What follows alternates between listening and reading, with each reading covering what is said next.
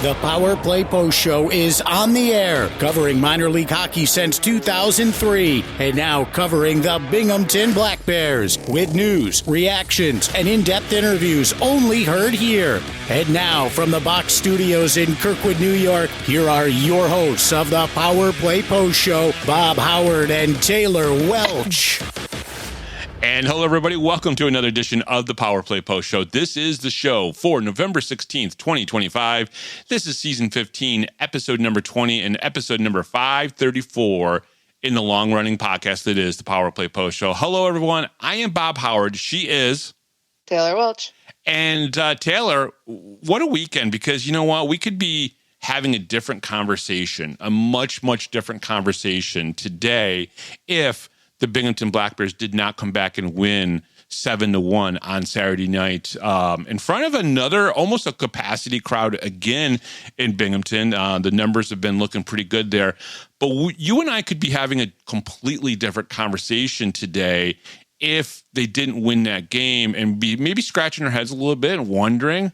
But we're not doing that. We're actually talking about, you know, as you and I were talking a little bit beforehand, we were talking about, like, without Tyson Kirkby, we were still able to accomplish something, and that says a lot about this team. Yeah, I think, you know, even without Tyson on the ice, but still behind the bench, it's still, it makes a point, and I think that's what they wanted to do Saturday, was make a point, and I think they did that very well. And to, you know, as you said, we could be having a completely different conversation, and we definitely could have. But they decided to bring the energy and the momentum into Saturday's game, and I'm pretty sure that everybody left there feeling happy and ecstatic compared to how we felt on Friday. Without a doubt. Now, Friday's game did have energy in the crowd. It was a sellout crowd.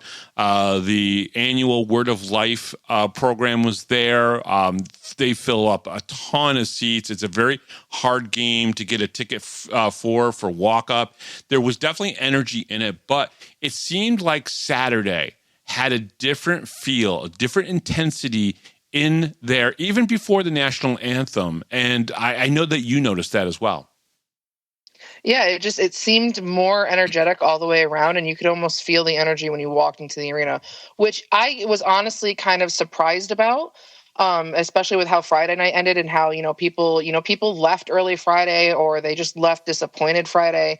So you almost kind of expected them to come in maybe a little upset or a little disappointed in Saturday's game, but that's not at all what happened. They basically came in and they were excited, and they showed that, and they gave as much support as they possibly could. Friday, I do think the fans were, they were trying to be there and trying to get them maybe more energetic, or maybe, just let them know that they were cheering them on. Maybe it wasn't enough. Maybe they were just, in their heads too much about something else. Because I know, as Durazio put it, he tends to black out when he's on the ice. So maybe it just wasn't, getting down to him. Who knows? And then there was the national anthem on Saturday. Branchard was out there. His cousin was there singing, and she did this amazing rendition of the national anthem. And let's be honest, Taylor, that was the loudest cheer we've heard for a national anthem this year so far. And we've heard a couple really good ones. Season ticket holder who sits down below me, Yvonne, she did a great rendition. But this little girl, she just sang her guts out. Brant's there smiling, so very proud. You could tell he was very proud. And I had no idea until afterwards, and I put the picture up on Facebook, and everyone said, that's his cousin. And it's like, oh, wow, that makes more sense why he was there. But that was the loudest reception we've heard for a national anthem this year, and she just did a great job. But I think it helped the energy in the room leading into the start of the game. Oh, it definitely did. I mean, as soon as she started singing, you could basically hear the crowd, not erupt to the point of making noise, but just like in awe of like this young girl is hitting these notes, and she's doing it so, like, she is projecting so well through that arena that you could just feel it. And everybody around you was either talking about how well she did, or talking about how amazing her vocals are, or just talking about how it literally projected through the arena. And at one point, Jeremy even looked over at me and he's like, I think this is the best one they've ever had because of how well it just carried. Well, the kid with the electric guitar last year was pretty good too. I'm just going to say, but Of course you would say that. I would.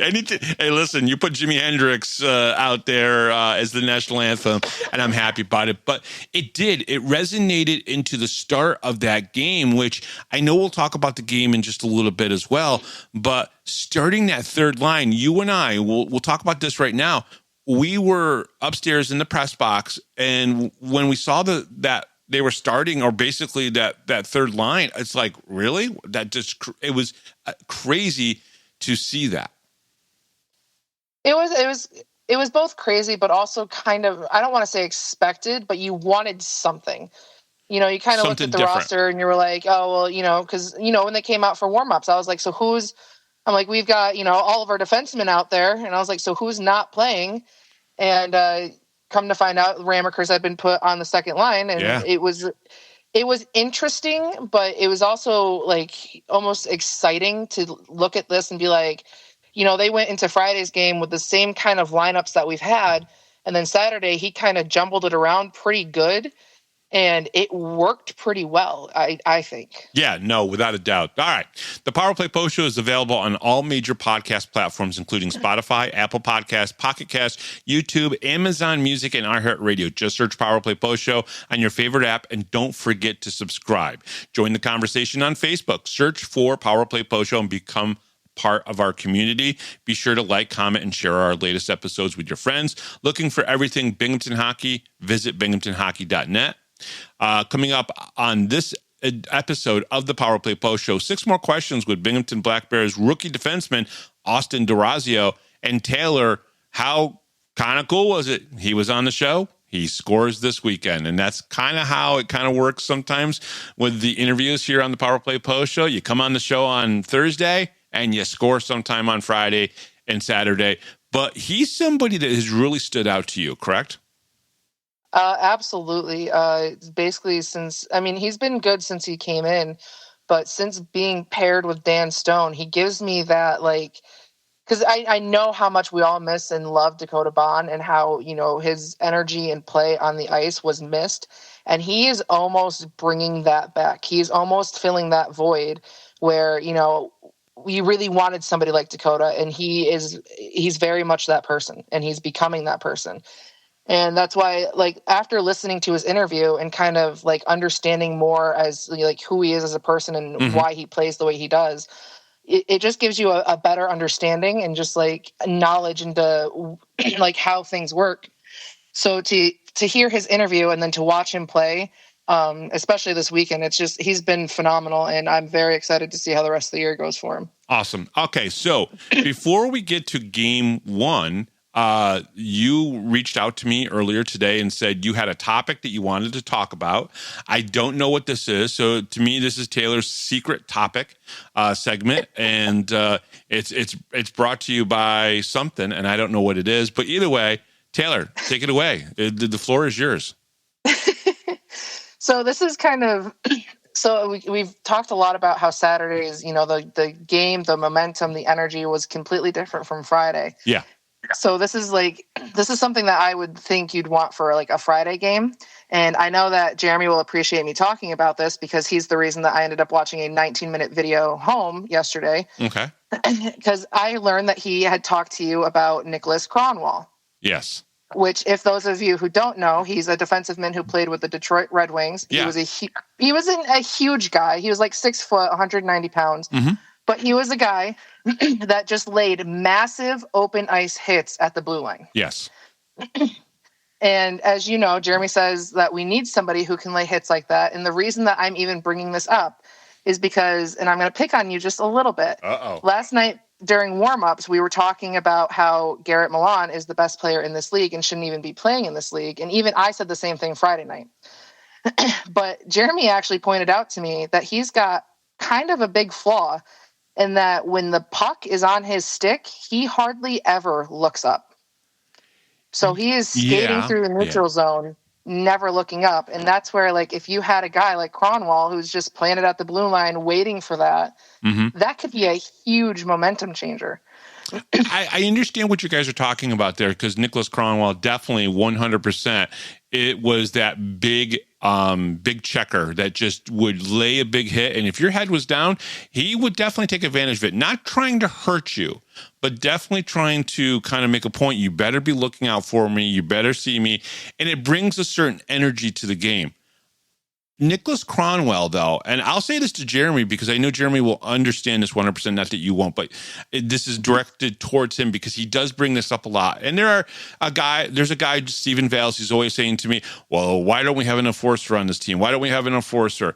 And this falls in the same realm here. First of all, we don't have an enforcer on the team because you cannot waste a space on just a guy who does one thing, which is fight.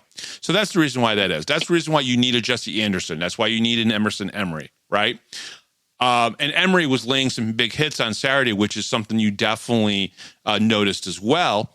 But the reason why you don't see somebody like that on every single team in the Fed or even in the SP is because only the guys who play at a certain level of hockey can play that role and play it well without hurting people and without doing more damage to your own team versus the good that could come out of it.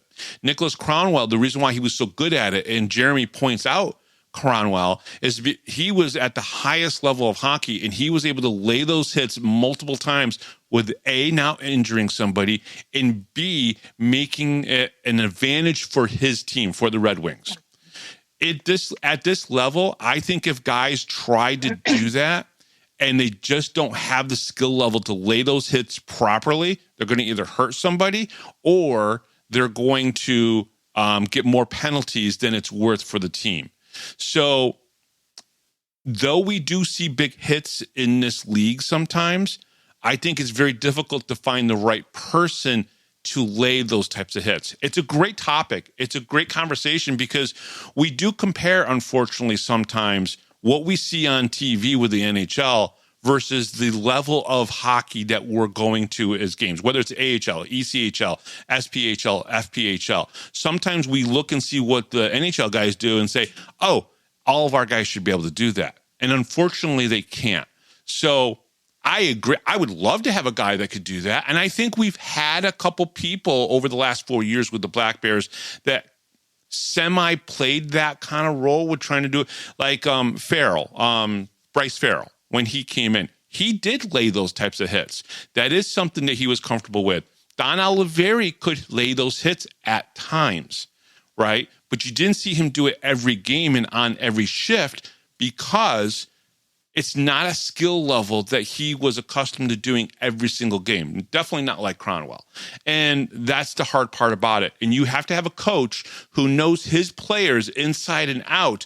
And if there's not a guy available out there on free agent market or somebody you can pick up who you saw do it a lot in junior A or junior B or even at the D3 level, then it's hard to find those guys to come in at the single A level to lay those kind of hits on a regular basis. Yes, it would be nice to have. I don't think it's practical to look for, not at this level. Yeah, I had brought up the same thing to him actually as our conversation on the way home was about, the skill level, in the NHL compared to our league. They're very different things. Yes. For the reason that you have mentioned, if you're going to lay a hit like that, you have to know when and how. Yeah, and you have to be precise about it, right? It's so important to do it at the right time and be very precise about it. And the other thing is, guys that can lay those hits, they're not going to stay in the single A level. Look at Daniel Amesbury. There's a guy who was 6'6", 6'7", whatever his size was, I can't remember, but he was built like a ship brick house. I mean, he is big. He's huge. But when he was hitting guys that are 5'9", 5'10", 5'11" in this league that weighed 190, 185 pounds, he was breaking them in half. And those are the kind of hits that Jeremy is talking about. He wants those big bone-crushing type of hits. The problem is when the guy was here, he was reckless and was hurting people.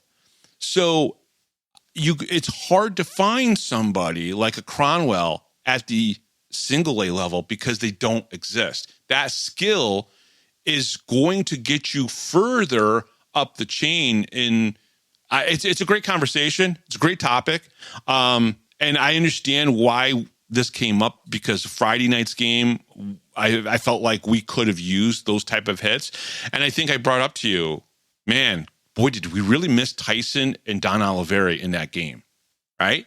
Yeah, I think that's part of the reason why Don is so missed. I mean, aside from his slap shot, because that was just a force of nature on its own. Yeah, we don't have a guy. We don't have a guy that can do a slap shot like him. We started. Yeah, I know. Ivan really, he breaks my heart when he tries to hit it from, like, he doesn't, not quite the blue line, but far enough back when he just kind of like lightly taps it in. And that's when I really miss Don, because Don, I was fearful for the goalies when Don would slap one, because he just does it so effortlessly. Like, he literally looks like he puts no effort into it. And it, like, when it rings, it's the loudest sound that I've ever heard on the arena. But think about it this way. Because Don had that skill, that powerful slap shot, is the reason why he played 88 games in the ECHL. And if he truly wanted to do the grind in the ECHL, he could have never played in the SPHL or the FPHL and could have stayed in the ECHL. He had that skill level.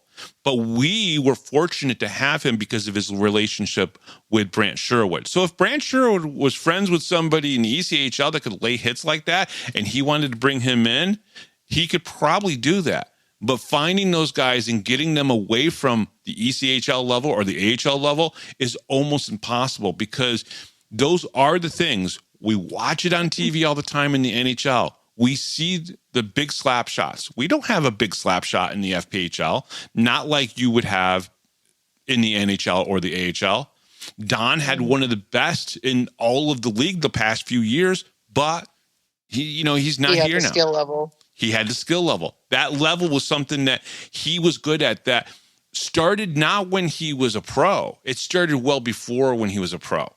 And players that are playing in the FPHL and the SPHL right now are more offensively skilled than they are some of those other intangibles that we would love to have, like a Nicholas Cronwell had with the Detroit Red Wings. It's a great conversation about the skill level in this league that almost just really doesn't exist. And when guys try to do it, they either do it poorly and cause penalties to their team, or they injure people. And that's why I think some coaches kind of steer away from that a little bit. Yeah, I mean, you and I think very much alike on this subject, which is why he probably talks to you about this more than me, because, he's trying to pick my brain about it. Yeah. Because, like, the other thing that he had brought up is, because as I mentioned about the whole skill level difference, it's huge. It's a huge difference in skill level. And that's not to say that these guys aren't skilled by any means necessary. But when you take something like that, and, that's why we missed Don. Well, yeah, Don had the skill level to do it. But for Jeremy, when he looks at, like, I'll use, Dan Stone as an example. He went to, I don't know if it was Saturday's game. Mm-hmm. I think it must have been Saturday's game. He went to, lay a hit into the boards, and he missed and spun himself out and took himself down, or, whatever happened, because I didn't see that one, but he told me about it. And he's like, I just wish, like, a couple of our players, because for him, it's Stone has the height, but, like, Ramakers has the build. Oh, God, and he said that, he's like, I just wish that some of these guys knew how to throw a hit, or could throw, be able to throw their weight around enough to kind of make these game changers. I feel the same way. I feel the same way about Dan Weber. I don't think it was quite, he wants to bring somebody in that can do these things. Right. I think he wants the skill or the teachings to be taught that they can throw their body and be able to use it correctly. And, when you get to this level, Taylor, I don't think you can teach somebody to do that in an effective way, right? I want to see Dan Weber use his body more. His size, his physicality, his aggression. I said that to him after the Saturday game. I was like, man, I just want you to be more physical. Just get out there and do what he did at the end of that Saturday game. That's what I wanted. I want more of that from Dan Weber, right? Because he gets all the secondary assists. He's pushing the pucks out of the defensive zone, getting it into the neutral zone. Sometimes also maybe even doing a two-line pass and getting it in there. And he's getting that secondary assist. That's great. That's his puck handling skills. That's his stick skills. Those are great things to have. But, man, I'm itching for him Emerson Emery to be out there and just laying hits, maybe even Ramakers laying hits more, right? Being strong on that forecheck that we don't always get unless it's Tyson, Austin Thompson, guys like that, right? So it's a great conversation. I'm so glad you guys brought this up because I'm glad we were able to get to talk about it. It's not that the Black Bears or even other players in the FPHL aren't skilled players. The skills that they have are closer to the NHL than people would expect, right? Certain skills like shooting the puck, right? If we put the 4 targets up in the goal, there are guys in the FPHL that are skilled enough that they could do what the NHL guys do, right? They could shoot the puck, hit the plate, break it into one corner, then maybe do another corner, then do another corner. Some of those guys could probably do it in 4 in 4 or 4 and 5 tries or 4 and 6 tries, just like the NHL guys, right? The difference is the NHL guys, their sticks and the speed that they hit the puck will be quicker, right? In some cases, they'll be a little bit more accurate, right? But they'll be quicker. The form is just completely different.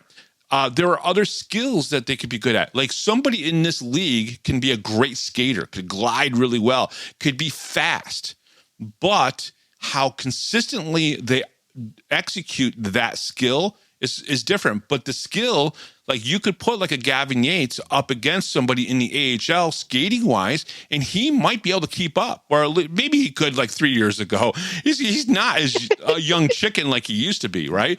But you understand what I'm saying? We talk about Gavin's skills skating all the time. That skill could be close, but again, he's not the same size as an NHL player who's doing the same exact thing. The skills are close, but there are so many differences in between an NHL player. So to compare and to try to bring in somebody like that is very difficult to do, especially on the physical side, because as we could see with Port Huron, and this is a great lead into Port Huron again, is when Port Huron tries to do all the things to be a physical team like the Florida Panthers, they end up in the penalty box more than they do anything else. And then the games break down and there's a lot of fights and a lot of physicality that doesn't really add to the game, so to speak, right? It's the reason why they lost on Friday night to the Indiana Sentinels, giving the Sentinels their first win, is because everything broke down. They were reckless with their sticks. I've said that multiple times before. And their physicality it probably wins games in one sense. But if they actually just played regular hockey, they have enough skill level on that team to probably do that and beat most of the teams they play. Maybe not the Black Bears as much, but other teams. Yeah, that's the one thing that always confused me about Port Huron is that they have talented players on the team, but they play the way that they do. And I think that's why we were so frustrated with how they played their game. But that's what they do, and they seem okay with that. So, by the way, me writing what I wrote is really accurate. Taylor's secret topic about the roster, because it is about adding something to the roster that we may not necessarily have right now. But at the same time, I'm going to say this: as much as I would like to see the bigger hits more, I don't know if there's a way to produce that, and that we just got to take what we can take sometimes. Ramakers, getting a big hit. Emerson Emery. Or maybe it's we muck it up a little bit like Jesse Anderson and Emerson Emery did and get into fights and change the character of the game a little bit to our side, to us instigating some of the physicality, every once in a while, to disrupt a team like the Rock Lobsters who pass the puck well. It felt like in Friday's game that the puck just stuck on their sticks. Like it just lift my stick up and the puck just went to it like a magnet. Yeah, I said it several times on Friday's game that, when the Rock Lobsters were making passes, they didn't have to look, they didn't have to second guess if somebody was going to be there because there was always somebody there. Like they got the puck to the person they wanted to, and there was hardly no mistakes. When we would pass the puck, we were hoping somebody was there, and we were hoping that they got there in time before the Rock Lobsters did. And it was that's where the struggle was, and that's why they had to keep dumping the puck in because they just couldn't get past them. No, because I was even frustrated with the dumping of the puck. I was like, oh no, here we go. But you got to do something if you can't get past them. So and then on Saturday it was completely different.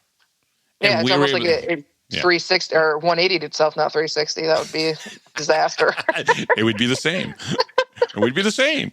But yeah, it's like the Rock Lobsters on Saturday were playing, like they were not getting their passes complete and they were messing up, and we were capitalizing on the mess ups. Yeah, absolutely. All right, let's get into Friday's game. All righty. The Athens Rock Lobsters defeat the Binghamton Black Bears 5-3 on Friday night, November 14th, 2025, Visions Veterans Memorial Arena, Game 11 of the season. Athens Rock Lobsters at Binghamton Black Bears. The first period, the Rock Lobsters get on the scoreboard first after a disastrous turnover for the Black Bears in their own zone, which led to a Kaysen Gallant scoring at 15:04 mark of the first period. We've watched Dan Stone play for 2.5 years now, or 2 years and 12 weeks, right? Mm-hmm. I would have to say that was the first time I ever saw him make a play like that. And I'm not calling him out. I'm just saying, you can't beat him down because he has been so good for 2 years. It's but it was an odd mistake. And I wonder if it was less on Dan and more on the play that was made that, because I don't think Kaysen made the play. I think the puck was passed to him after the turnover, and then Kaysen Gallant scored the goal. But it's just you can't blame Dan when for 2.5 years he's been the least penalized guy on the team, and he's been the solid rock that he's been. Yeah, I don't think anybody blamed Stone for what happened there. And even you could tell after they scored that he just had this look on his face. What and happened? It was just one of those things. And it was a mistake. And you learn from it and you move on. It's not something that you can dwell on. And it's not something that you can, let it hang over you. You just gotta take it. You can have a moment, the goal horn, take your moment, move on. Yeah. And I think he did that very well. And, we don't see hardly any mistakes from him at all, if there are any. That's the first one that I could probably point out, and probably the only one that I could point out that I've ever seen from him. Yeah, absolutely. All right, scratches in the game were Tyson Kirkby, Zach Sirota, Wyatt Freelander, and Cam Cervone. That meant I think Chicho Lathland was in for Cam Cervone in that game.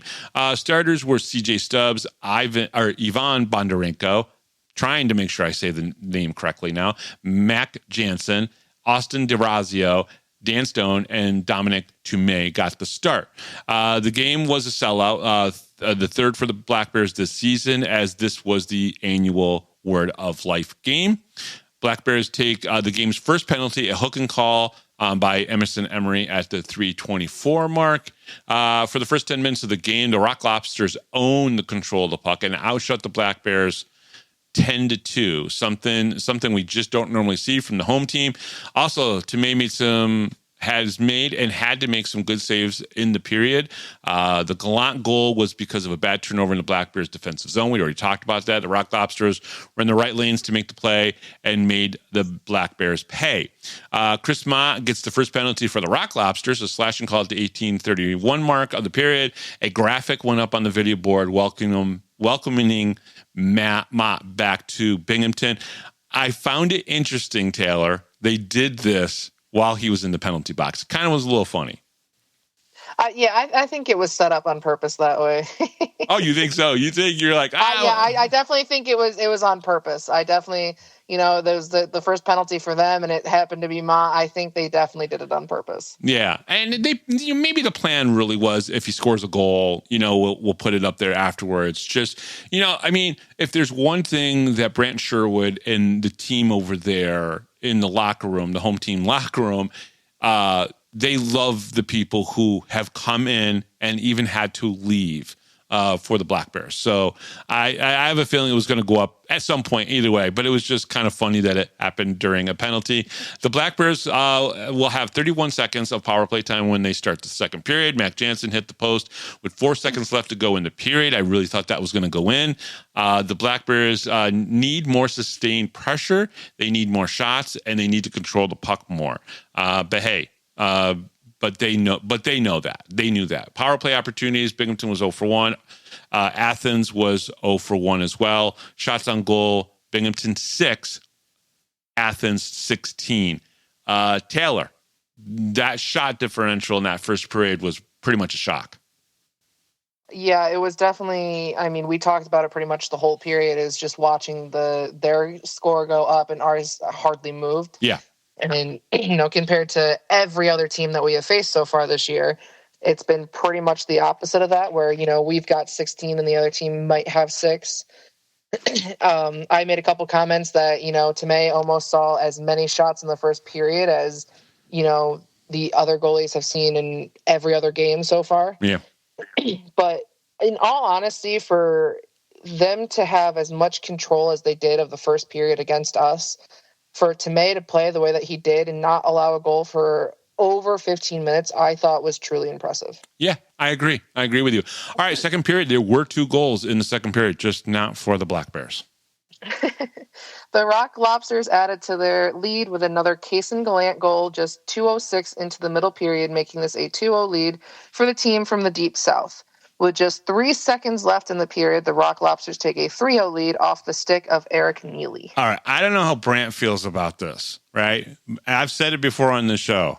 I hate goals in the last minute of any period. I don't care what it is. It's just I hate goals. And especially with 3 seconds left to go in the middle period, you give up a goal. Oh, that is like one of those things that it just kills you going into the locker room. It kills you as a fan when you kind of get up to go get another beer or do whatever you do to have a goal like that, kind of like top off what's already been a tough 40 minutes. Yeah, it makes it a lot harder, and you just know that the team's going into the locker room kind of maybe their head's hanging a little bit because, they just got a goal. And it's a minute isn't as bad as, 3 seconds. 3 seconds is pretty rough. Yeah. But to kind of, especially the second period, if it's the first period, it's kind of, all right, well, you got 2 more periods left. When it's the second period, you're like, you're kind of getting it, you're cutting it close now. You only got 1 period left and you've got this much room to make up. Especially with the way that they were playing. I think the crowd kind of felt that. Mm-hmm.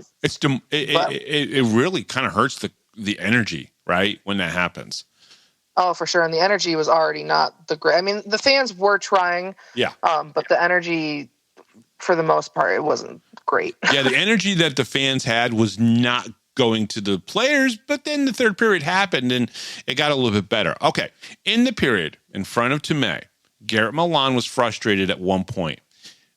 Jacob Shankar was close to him, kind of started to skate a little bit closer to him, and I thought maybe he was going to engage with Milan. Now, I still stand that Milan is one of the best players in the league, right? Does a lot of great things offensively, and if you can get him off the ice, you really should take the best player of their team off the ice. I know the Black Bears wanted to be disciplined, but I kind of would have taken that penalty. I would have done that. If you could get a matching minor, if you could get a fighting major with Milan, you get him off the ice, to me, it can change the game completely. What do you think about that one? I agree completely, especially for that game because, there was already a lot of laughter of energy. Yeah. So if anything, I mean, even if it was just like a roughing, something needed to happen. Yep. You needed something. And I do love, and Sorota's a great example of this, and even Thompson. A lot of stuff happens to them, and they usually skate away. I love when that happens, especially, if we're the ones that are up a couple goals and the other team's trying to poke and prod and they don't answer. Mm-hmm. I love that for us. Yeah. But in a game like this, when you need that momentum and you just kind of skate away, it's almost like you're just letting them feed off that. Mm-hmm. Yeah. No, 100%. This is going to be a long weekend if the Black Bears don't either find grit or find a way to control the puck possession. Kind of funny, I said that on Friday because of what they did on Saturday. Chris Mott gives the Black Bears their second power play at the 9:01 mark of the second period after a slashing call. Fans started turning on Chris, I think, after that. They were happy for him in the first penalty, but then after that, they were like, him again. During the Black Bears power play, the linesman blew off offsides. The replay clearly showed it stayed in the zone. It was right in front of me, Taylor. I saw it. There was no way that was offsides, but what you can do, you can't, you can go and challenge that, but it's not worth it. Nick Swain was tagged with a charging call shortly after as Carter McPhail was out of his net and it was Swain trying to make a play. Now, he didn't charge McPhail. It was another Athens Rock Lobsters player. And charging means you kind of lunge yourself towards another player, and you kind of also lose your skates leave the ice. And so you're kind of like lunging. And that's what charging is.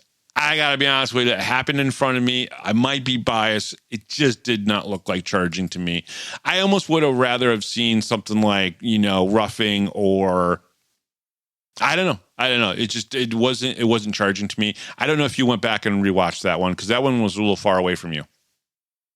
Yeah, I usually, when calls like that happen on the other end of the ice, I pull it up pretty quick on my phone and I go back and rewatch it.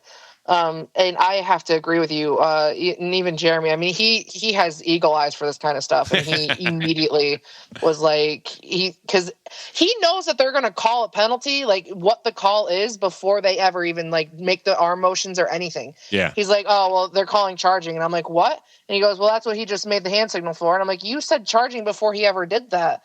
And, we had a quick conversation about it, but to me, it definitely didn't seem that way. Because even I asked him, I was like, isn't charging, like, don't they have to leave the ice? Like, their feet have to leave the ice for it to be charging? And he just kind of shrugged, and he goes, I don't know. Yeah. But, I mean, that was also, not long after the offsides call that was blown. That definitely got the crowd more angry, if they could even be angrier. Yeah, and even what's funny is some of the Word of Life people, some of them do know hockey, but not a lot of them do. They're there. This is a bonding moment amongst a bunch of church groups, and it's really good for them. But they feed off of sometimes the fans that are there that truly know what's going on, and they'll boo just because the other fans are booing, which is kind of nice. It's kind of fun to watch. But yeah, again, maybe a bad call. But if that's the worst call that we have to worry about, it is what it is. The Black Bears have certainly gotten more pressure in this period than they did in the first period, but the Rock Lobsters continue to be in the way of the Black Bears making great shots. I think the Black Bears' effort is there. I really thought the effort was there, just maybe not directed in the right places, but they need to find a way around the Rock Lobsters' big bodies, and so far they have not done that in the game. Power play opportunities. Binghamton was 0 for 3 in that period. In Athens, I want to say Arlington because it's ARL, but Athens 0 for 2. Shots on goal, Binghamton 12, Athens 12. Now it's Binghamton 18 for the total for the game, and Athens 28 in the game. And I really wanted them to have a big third period. So let's get right into the third period. The third period, Luke Croucher scores the Rock Lobsters' fourth goal of the game, scoring at the 4:37 mark of the third period. Oh, the Black Bear. I have it written as fourth. Oh, that's great. The Black Bears get on the board with Ivan Bondarenko's fifth goal of the season at the 5:55 mark. Man, you really like your numbers. Oh, that's funny. Yep, his fifth goal at the 5:55 mark. Of the period, breaking up Carter McPhail's bid at a shutout, which I know for a fact, because I got to see it firsthand, really got under his skin. All right. What did you guys see that made you think that it got under his skin to lose the shutout bid? So, for me, the best example is if you watch Connor McNanama during a game, or even if he's sitting on the side as a backup goalie, he has such a stone cold face the entire time. He's a statue. You're not going to get any emotion. Nope. You're not going to get any reaction. Nope. And he is just so laser focused in the game. But the problem with McPhail, and I've pointed this out because I love when goalies do this, because we don't have that issue. We don't have an overconfidence issue. Yeah. When a goalie comes into or even faces against Binghamton, if they're doing a decent job, and quite a few of them have, they've a lot of the goalies that have gone against Binghamton have stopped quite a lot of shots when you're putting up 50 shots a game. Yeah. But McPhail, you could just tell that he was, if he made a save, he was laughing about it. He got over cocky. He was overconfident. And then that goal from Ivan, you could just see it. It's like almost an instantaneous snap in his mind that he was going to lose it. Yeah. And you could see it in his face. You could see it in his body language. And I knew right then and there that if they could keep the pressure up on him, they would break him. Yeah, and they kind of started to, because that happened, and we did score 2 more goals, but the Rock Lobsters obviously scored the next goal after that. Yeah, the Rock Lobsters made it a 5-1 lead after a shorthanded empty net goal for Michael Greco with 3:38 left to go in the game. But the Black Bears get their second goal of the game on a power play from Gavin Yates with 2:55 to go. Then the Black Bears get another goal, their third from Dan Stone, just 33 seconds after the Yates goal, but it just wasn't enough to beat the Rock Lobsters and take game 1 of this weekend. Okay, so that brings me up. That last goal by Dan Stone is the reason why I said to you, write about Dan Stone and the impact players. Can you talk a little bit about, and again, I'm not calling out Dan Stone because of the misplay that caused the Casey Gallant goal, but the reason why we talk about impact players, about the impact that they have on the game, is because of someone like Dan Stone, who, maybe doesn't get talked about enough because he's a defenseman, right? And he's a very good defenseman, and it was always he was always compared to Dakota Bond. Well, Dakota did this and scored this and scored this and scored this, but let's be honest, Dakota had the ability and the freedom to go do what he did because Dan Stone was always protecting his ass, and that's the truth. It's the honest truth. And I asked you, because you didn't know who you wanted to talk about, I said, talk about Dan Stone, because he had the one play, and then he goes and 2 periods later makes it up and scores the third goal, which I think those 3 goals, and correct me if I'm wrong here, those 3 goals by Bondarenko, Gavin Yates, and Dan Stone were the 3 most important goals we scored this weekend. Am I wrong? No, I definitely agree with that, especially, with the way the first 2 periods went. I truly think that the Rock Lobsters thought that they could have shut us out, and I think that's what they were hoping for. Right. Especially because they've already had a couple of shutouts already this year. I don't know the exact number, but I think McPhail's had at least 2 or 3 shutouts already this season. So you could just tell that, that's what they wanted. Mm-hmm. And for us to come in, especially that late into the third period, and get 3 goals on them, it definitely, I think that is kind of where the momentum started to change. And, maybe they left that game going, we know what we need to do now. We know how we need to play and what we need to do differently to come in tomorrow to just absolutely make sure that we leave our mark. Yeah, and honestly, I don't know how late Brent Sherwood and John Quinville stayed up strategizing and talking about that game, or maybe they did it Saturday morning, but they definitely strategized. They definitely had a plan going into Saturday's game to make a difference. And they probably looked a little bit at the third period and said, what did we do right here so we can repeat that? But they also changed things up to make sure they could repeat that. Again, I think you could learn so much from the third period of the first game, probably more so than any of the other parts of the other game or the beginning of the first game, just because we know what they were going into in the third period, and yet they came out looking better in some regards than Athens did. It's an interesting thing, and this was such a great test this weekend for this team, and I think they came out looking better than Athens did in the end. Yeah, I definitely agree. And as you kind of started to talk about, Dan Stone is a perfect example of that. Mm-hmm. One mistake in the first period, you can either let it dwell on you and let it affect how you're going to play the rest of your game, or you can just muscle up and you go out there and make a point. Yeah. And that's exactly what Dan Stone did. And he went out there and he played better. You learn from your mistakes and you move on. Yep, I agree. You cannot against a good team like the Rock Lobsters start playing your style of hockey in the late parts of the third period. The Bondarenko goal at the 5:55 mark should have been the start they needed with a lot more time left. When I see the Black Bears pull their goalie this season, I feel very uncomfortable. I do. They are not able to control the puck at that point in the game, which is why they're in those positions and why it usually leads to empty netters.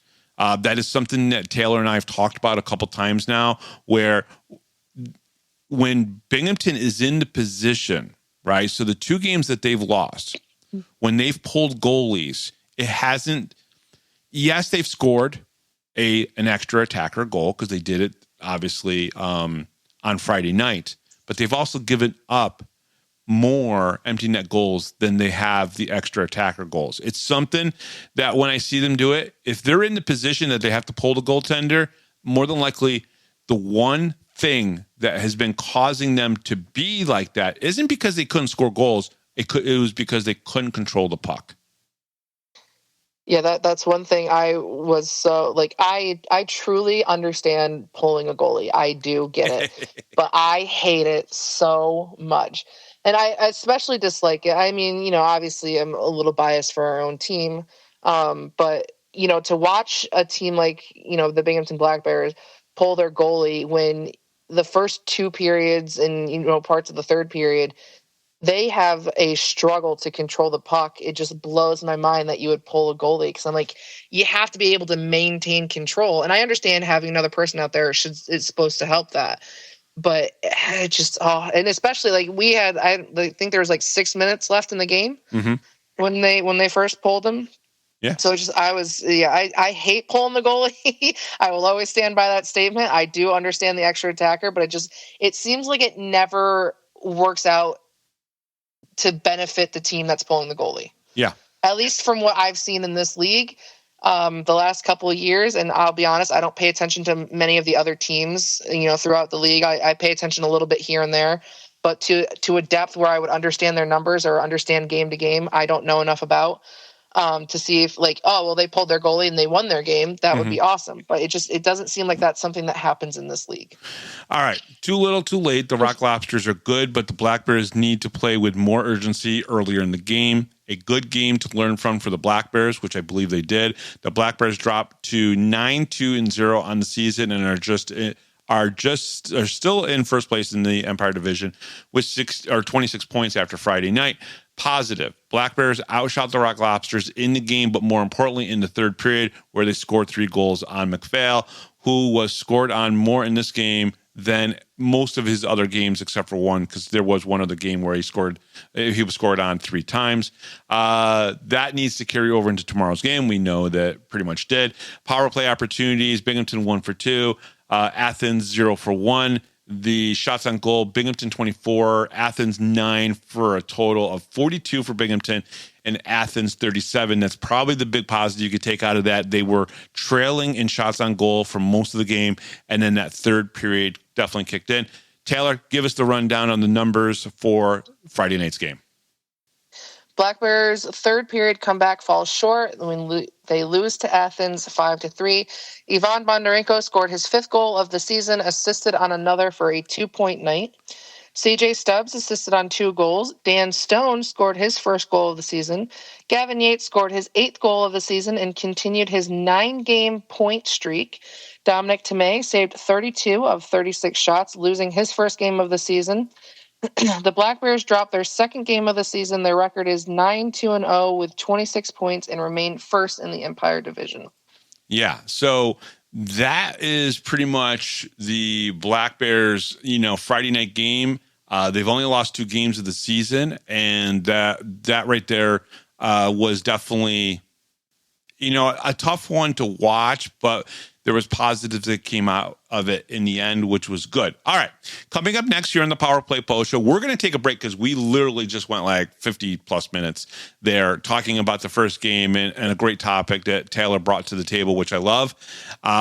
So we're going to go and play 6 more questions with Austin DeRazio. We'll be right back right after this, right here on the Power Play Post Show. You're listening to the Power Play Post Show.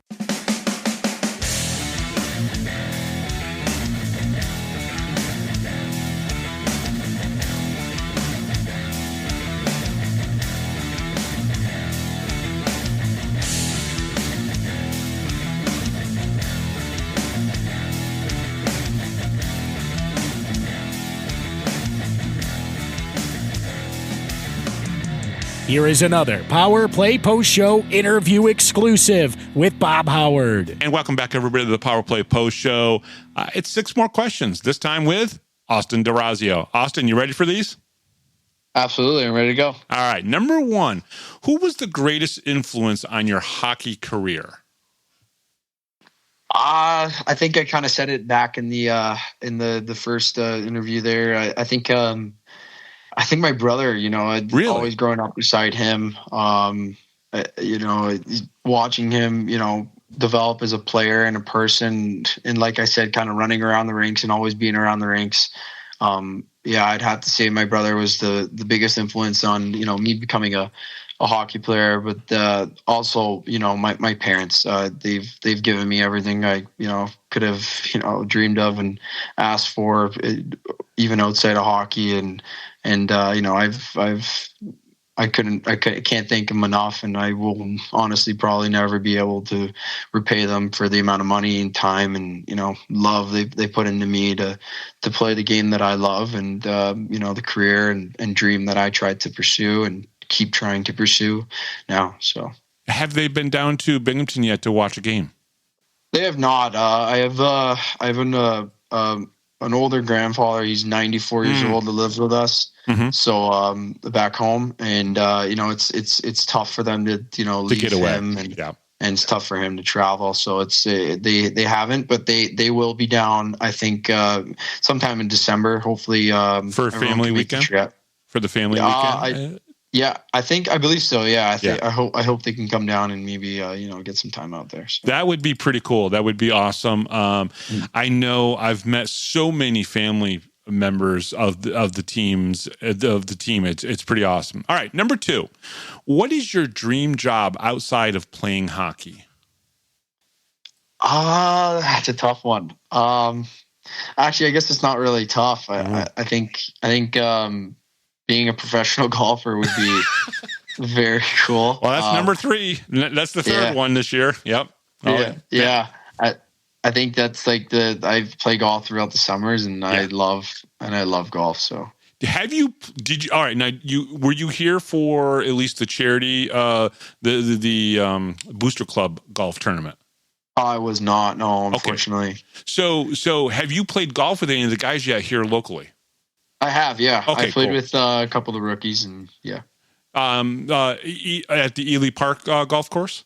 Yeah, okay. Yeah, and we've also played at the Binghamton Country Club too with one of the boosters. Very cool, very very cool. Yeah, that's awesome. Yeah, no, a lot of the guys have picked golf. Wyatt Freelander said professional YouTube golf guy. Where you can watch that.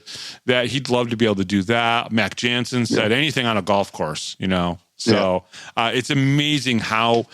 And this isn't a new fad. I can tell you right now, going all the way back to 20 years, I've covered hockey. Everybody loves golf. I think it's because it's the complete opposite of hockey. You know what I mean? Absolutely. Absolutely. And it's just so much more relaxing, even though I throw my clubs all the time. It's relaxing. It is relaxing. I keep telling myself it's a relaxing thing to do. But all right. Number 3. Which artist on your Spotify playlist is on there the most? Like, who do you listen to the most artist-wise on your Spotify? I would have to say it's probably split right now between probably the rapper Drake and Morgan Wallen, the country artist. It's a little bit two different genres, but I kind of feel whatever I feel that day, I'm kind of putting on. So, have you seen either in concert yet? I actually just saw Morgan Wallen in Toronto on September 5th at the Rogers Center. So that was amazing. How was it? Yeah.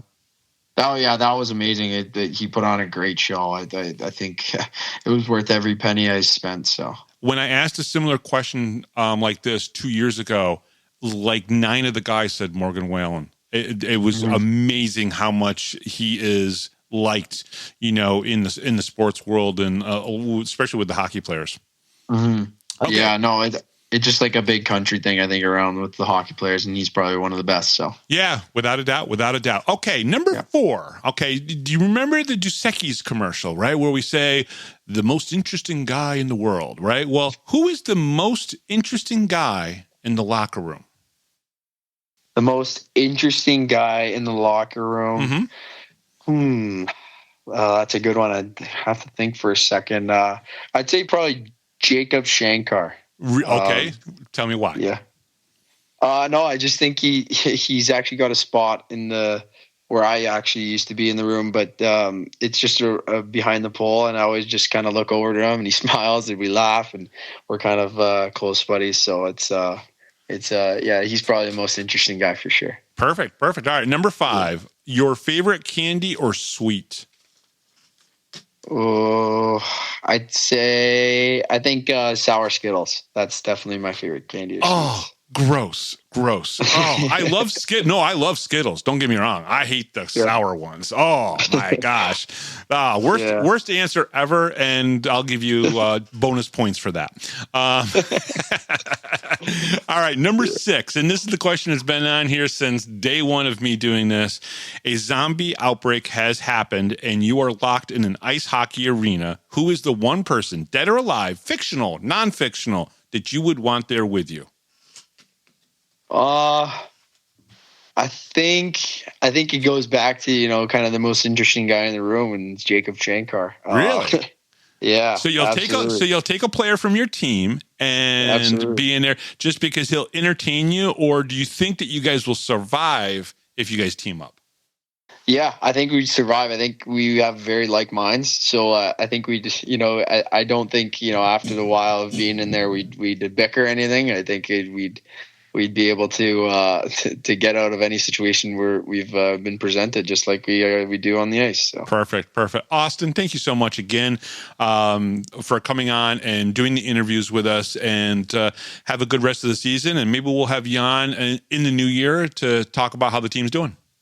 Yeah, sounds great. It was a pleasure to be here, and go Bears, and I'm excited for the weekend. All right, perfect. And we'll be right back right after this, right here on the Power Play Post Show.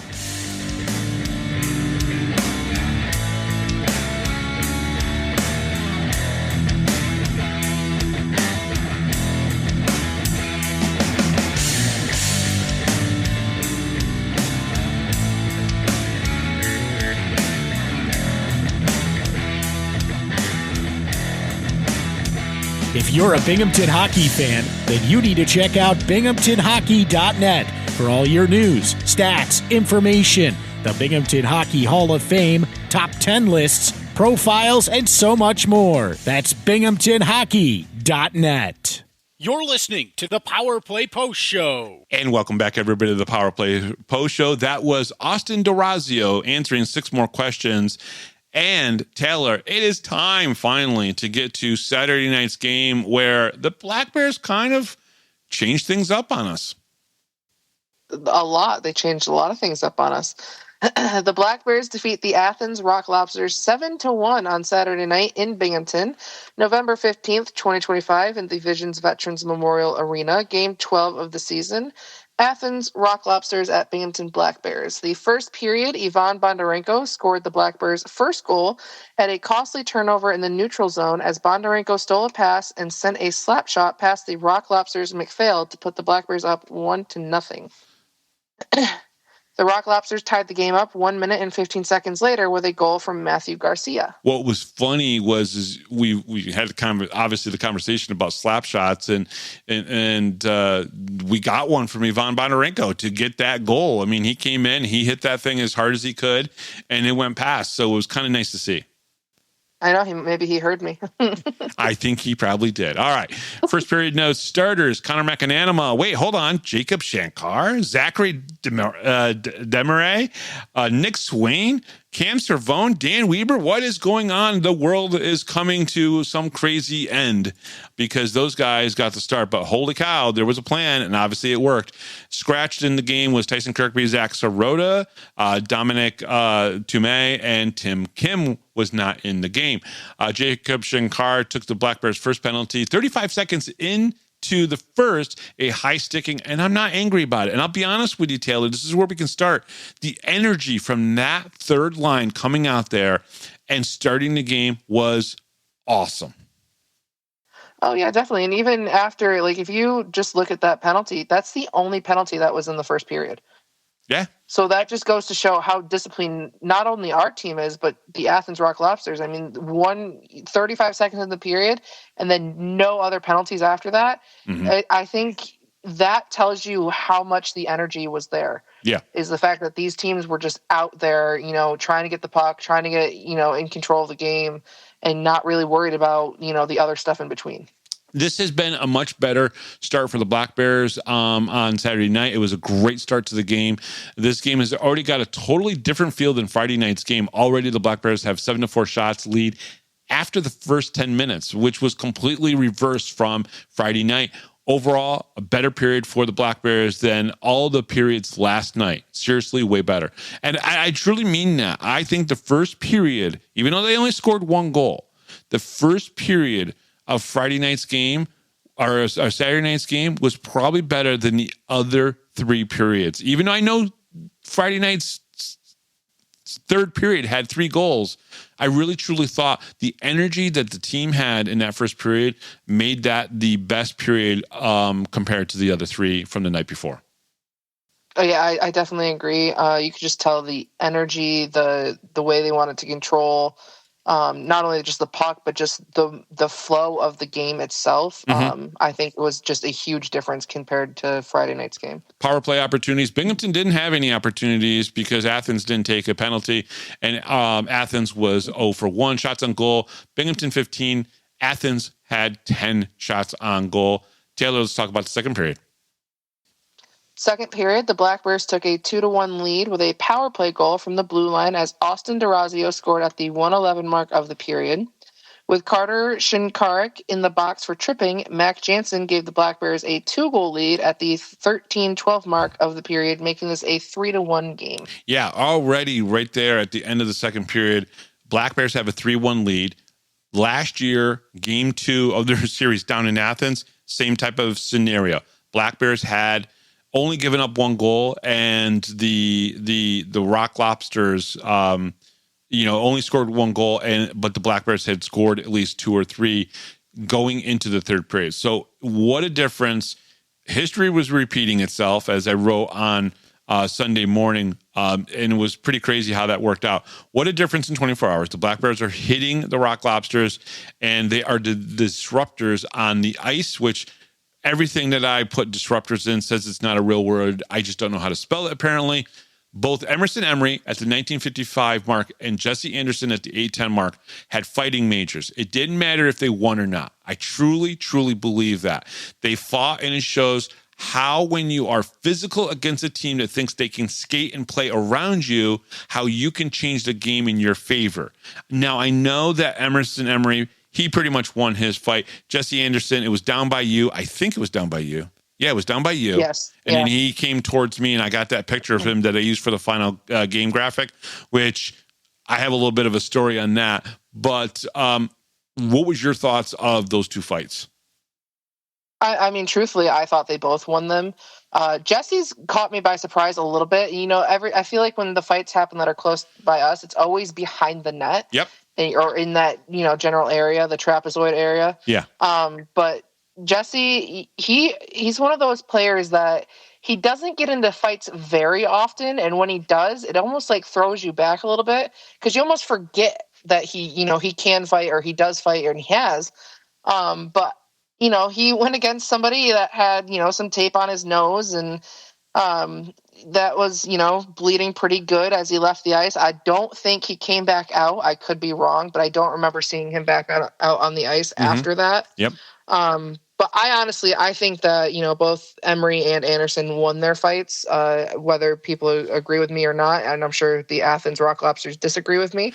But I truly do think they won them. But how important were the fights themselves for this team? In my opinion, I think they were huge. They were, part of that thing that we were definitely missing from Friday night. And, when you have a energy game like this and you take the first, lead and you've got a couple goals in there, to go out there and do something like that and to not back down and to just kind of like leave your mark and just, keep the energy up and keep, the team excited, to keep the fan base excited. Mm-hmm. And, just to go out there and prove that, you're not going to take anything from these guys, and you're not going to let them get any kind of edge on you. And I think that's what these fights were, is that, we came into this to own this game, and you're not going to take that. Agreed. Two power play goals in this period that the Black Bears needed, with both D'Orazio's and Jansen's power play tallies. I'll give them this. Give me 2 taps and a Ric Flair. Definitely well needed. Instead of a goal allowed late like Friday night, the Black Bears have a fight. That is a huge turning point, kind of like in the game. Instead of giving up a goal with 3 seconds left like they did on Friday night, 5 seconds left, they literally have a fight instead, which I think is more impactful for the Black Bears. C-Mac has made some outstanding saves as well, because when the Rock Lobsters were getting in on Connor, he had to make some big saves, which was good. Question is, can they finish this off? That was one of my notes. Power play opportunities. Binghamton was 2 for 3 on the power play. Athens was 0 for 4. Shots on goal. Binghamton 14. Athens 10. Total was Binghamton 29 and Athens 20 at that point. Let's talk about the third period. Third period, Austin Thompson scored the Black Bears' 4th goal of the game in the third period at the 2:10 mark, making this a 4-1 game. A little more than 3 minutes later, Scott Ramaker scored 5:23 into the final period, adding to the Black Bears' lead. Mac Jansen scored his 2nd goal of the game, making this a 6-1 game with 8:08 left to go in the third period. After a Michael Greco roughing penalty, CJ Stubbs scored the Black Bears' 7th goal, the Black Bears' 3rd power play goal, ending the game a 7-1 victory for the home team in front of 4,589 fans. Yeah, pretty good turnout for Saturday night's game, keeping the Black Bears average through, I think, 7 home games right now, right around 43-12, which is pretty good, because if sellouts 48-93, that's a pretty good average right now. All right, third period notes. Tell me the Black Bears don't play their best hockey in the third periods, because I believe they do. But like tonight, they played their best hockey in all 3 periods. And Taylor, I think it's the first game of the season where we can say we saw truly Black Bears hockey, and we saw their best game, hands down, of the season tonight. We talked about this before, but I think it's pretty evident that they played their best game on Saturday night.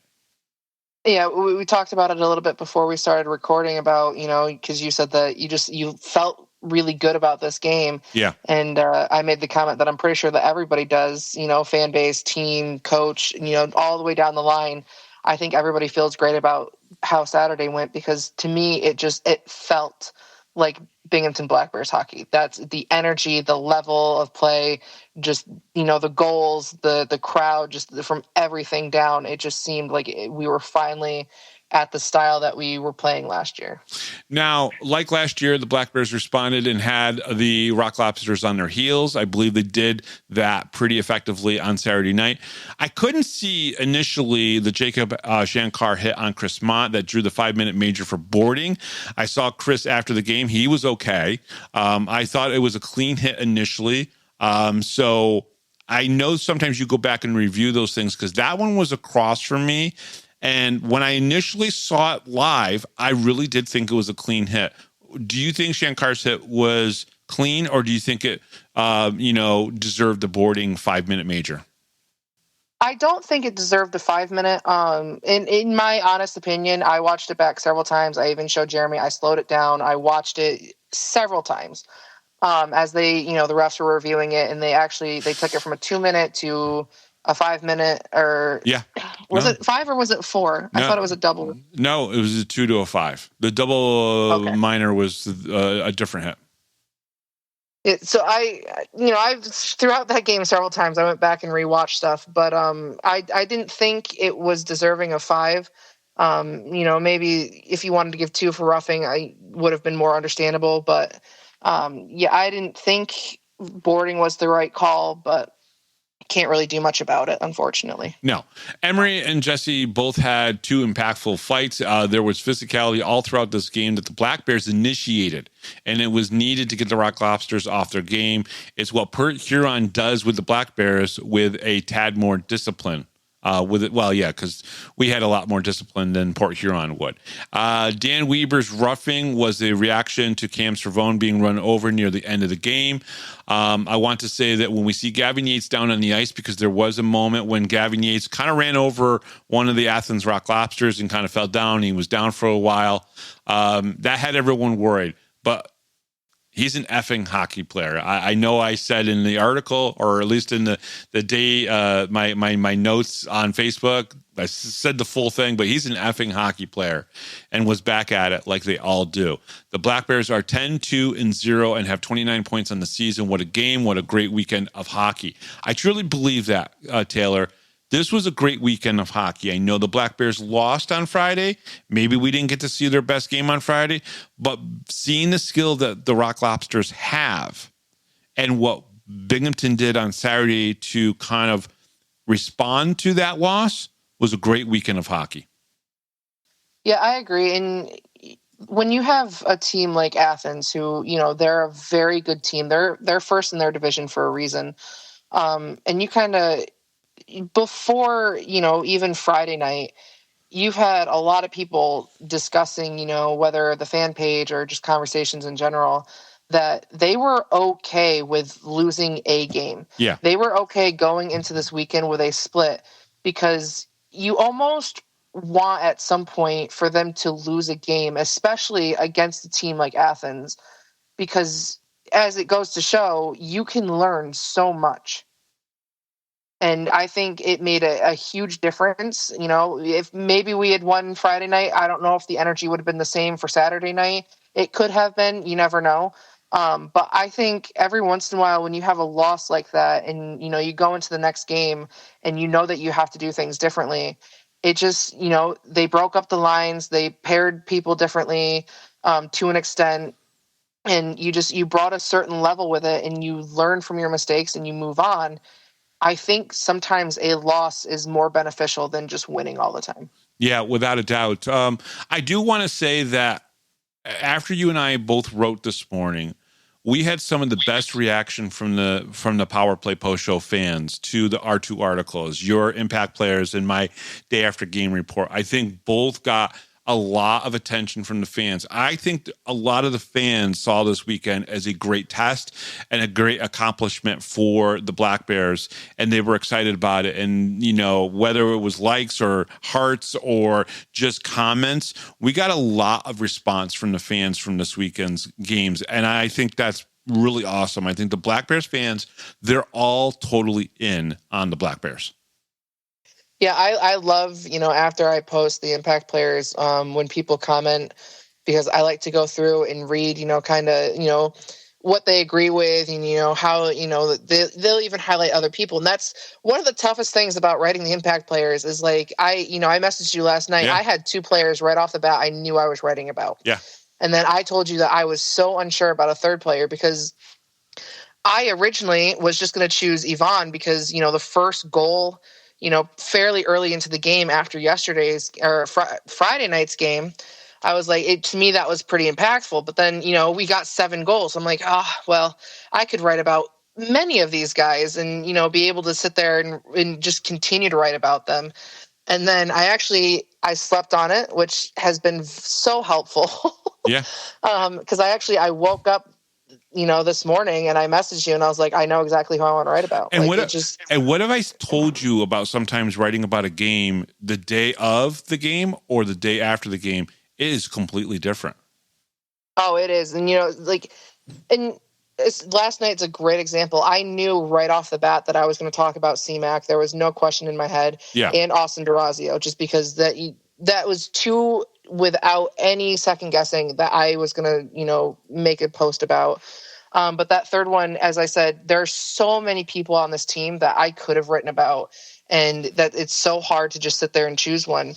And I'm so glad that I actually went to bed and thought about it, because when I woke up this morning, it was just so clear to me on who I wanted to write about. And I chose to go with Emery because, in my opinion, he probably had the most impact on the game. And I know, like Jesse Anderson, he had a fight, but Emery was out there. He was laying hits. He was breaking up plays. He was getting in people's faces. Yeah. He was being that pestery, like he pestered Milan to the point where he had 2 players on him, and he was just laughing about it. And that's the kind of momentum and the energy and the physicality that you're looking for, especially when you're in a game like that. You wrote about Austin D'Orazio, and I think you were impressed with him all weekend. But what I really love is how Les Sirota, Zach Sirota's father, responded back to your report and said, Austin D is getting better and better. I think he will become a great replacement for Bond someday.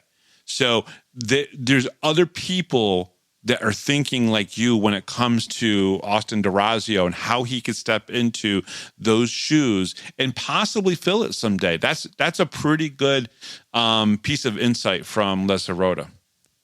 Yeah, and that's one of the reasons that I absolutely love going through and reading the comments and, getting like fan reactions to things and, the topics that we talk about and the things we write about. I love going through and just because, sometimes they'll say things a little bit differently than what you were thinking, or, they might agree with you, and it's just, I like the interaction. Yeah. I just really love the interaction this weekend. Fans, listen, if you're still listening to the show, thank you very much for always liking our posts, talking and responding back. This is why we are doing this, is we're giving the Black Bears the coverage that they don't normally get from all the other media. All the other media right now, they're at football games. They're at the high school football games. They're at high school sports covering that. They're not even at the Black Bears games anymore. And it's unfortunate. Listen, I know that some of them actually listen to the podcast and they just don't have the resources to come to the games. That's why we're here. That's why Taylor and I are here, to be able to talk about it, to write about it, and give the Black Bears the coverage they truly deserve, and to make me pretend that I'm actually a photographer. But that's another story for another time. To finish up the third period, power play opportunities, Binghamton was 1 for 3. They scored 3 power play goals in the game, which is nice. Athens was 0 for 2. I don't even think the Athens Rock Lobsters had a power play goal this weekend, maybe just one, if that. Shots on goal, Binghamton 12, Athens 13. Total was Binghamton 41 and Athens 33. Taylor, let's wrap this one up. History repeats itself with a Black Bears 7-1 win. I feel like we always start each one of these with the same person. Ivan Bondarenko scored his 6th goal of the season and assisted on another for a 2-point night. I feel like that number stays the same as well. I feel like every time he gets a goal, he also has an assist. It's one of those things. Austin Thompson scored his 9th goal of the season, assisted on 2 others for a 3-point night. Austin D'Orazio scored his 2nd goal of the season and assisted on 2 for a 3-point night. CJ Stubbs scored a goal and assisted on 2 for a 3-point night. Boy, it's like a broken record there. Mac Jansen scored his... Oh, man, my computer wanted to... I need a second. My computer wanted to click off on me, so now I got to scroll back to where I was. Man, I tell you, technology is not my thing today. Mac Jansen scored his 9th and 10th goals of the season. Scott Ramaker scored his 4th goal of the season. Connor McNanama saved 32 of 33 shots, winning his 6th game of the season. The Black Bears win their 10th game of the season and improve to 10-2. 10-2-0 with 29 points. I so screwed that up, and I didn't even fix it when I put it in our outline here. Screwed that up. Jeremy had to point that out to me. He was the one that pointed it out in the comments below. Thank you, Jeremy, for that. Listen, hey, great weekend of hockey for the Black Bears. I think that if they would have lost the game on Saturday, yeah, we'd be talking about things a little bit differently, but we're not. And this is how Binghamton hockey has been for the past two years and 12 weeks now, right? When they lose, they find a way to come back and win immediately afterwards. And that is huge. That is huge for a team to go and to win a championship. So right now, I still believe after this weekend, even though they split with Athens, they're the favorites for the cup. Yeah, and I think that's honestly why the fan base is so large and has so much love for this team, is because you can go into a game like Friday and lose, but come back and be even better and stronger the next game and not really dwell on it. That's why I really like the mindset of, you take one game at a time and you keep moving forward. Yep. 100%. Taylor, great show. Thank you very much for the topic at the beginning of the show, the top of the show. That was awesome. Exactly why Steve McAnanima basically twisted my arm to have you come on the show. No, I'm just kidding. He didn't twist my arm. Very strong suggestion. I think there was, weapons involved, but I can't talk about that here on the air. It's not like Steve's going to listen to the end of the show anyways. He's already fallen asleep at the IT desk that he works at when he listens to the show anyways. Oh, it's okay. He must have just read the Impact Players, because I got a message from him as we were doing the show, and he goes, when have they ever made that chant about that's our goalie? I'm like, it happens so often. I've never heard it on that end of the ice. Never heard it. Really? Never heard it. I'll have to see if somebody's got a video of it, because it's so like, I don't know if it's just my section. Yeah. Like 18, 19, 20 in that area.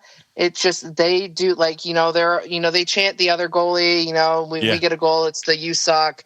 If McAnanima made a great save, which he did several times, it's, that's our goalie, and they'll chant that. I'm surprised you guys didn't hear it, to be honest. Yeah, well, we're down at the other end of the ice, and I hear the "you suck" because everybody's in unison on that. I don't usually hear any of the other chants that is going on. So I'm either like looking through a viewfinder, typing something, or cursing at the top of my lungs at the top of the press box, which I shouldn't do. All right. The Power Play Post Show is available on all major podcast platforms, including Spotify, Apple Podcasts, Pocket Cast, YouTube, Amazon Music, and iHeartRadio. Join the conversation on Facebook. Search for Power Play Post Show and become part of our community. Look for everything BinghamtonHockey.net, because that's where everything is for Binghamton Hockey. And thank you to Rob Lopolis, our MC, John Petitucci, our musical director, and from the Binghamton Black Bears rookie defenseman, Austin D'Orazio, for answering 6 more questions. I am Bob Howard. She is Taylor Welch. And we'll talk to you next time right here on the Power Play Post Show.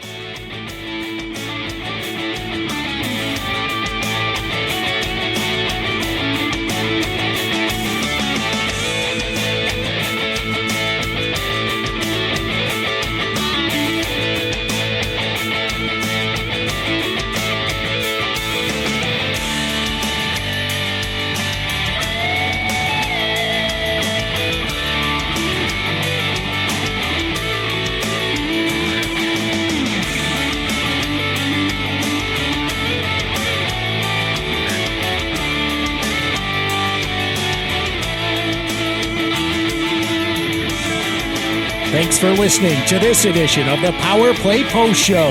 Be sure to tune in next week to the Box Studios Radio Network for all the latest Black Bears news and interviews from around minor league hockey. The Power Play Post Show would like to thank John Patitucci for all the music you hear on the show. You've been listening to the Power Play Post Show.